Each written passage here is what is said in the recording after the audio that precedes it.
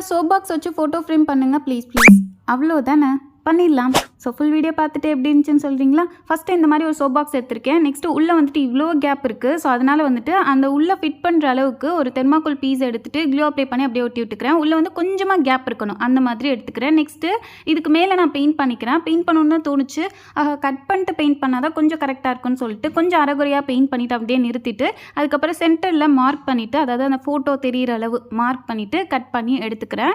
Next வந்துட்டு பார்த்திங்கன்னா கொஞ்சம் அங்கே இங்கே பெயிண்ட் பண்ண வேண்டியது இருந்துச்சு, அதெல்லாம் சுற்றி பண்ணிட்டேன். நெக்ஸ்ட் டெக்கரேஷனுக்காக ஒரு ரெட் ஸ்டோன் ஸ்டிக்கர் மாதிரி எடுத்து 2 சைடு ஒட்டி விட்டுட்டு அதுக்கப்புறம் கிளிட்டர் ஷீட் எடுத்து அப்படியே கீழே ஒட்டி விட்டுட்டு அதுக்கப்புறம் ஹார்ட் ஷேப்பில் 2 பீஸ் வந்து 2 சைடு ஒட்டி விட்டுட்டேன். ஃபைனலாக நம்மளோட ஃபோட்டோ ஃப்ரேம் ரெடி. மேலே வந்துட்டு பார்த்திங்கன்னா ஓப்பன் பண்ணாமையே கேப் கொஞ்சம் இருக்கிற மாதிரி இருக்கும். ஸோ அது வழியாக அழகாக நம்ம ஃபோட்டோவை ஃபிட் பண்ணிக்கலாம், ஈஸியாகவும் ரிமூவ் பண்ணிக்கலாம். ஸோ அவ்வளோதான், ரொம்ப ஈஸியாக சிம்பிளாக ஒரு குட்டி ஃபோட்டோ ஃப்ரேம் ரெடி. வீடியோ பிடிச்சிருந்துச்சுன்னா லைக் பண்ணிட்டு இந்த மாதிரி என்ன வீடியோ வேணும் அப்படிங்கிறதையும் கமெண்ட்டில்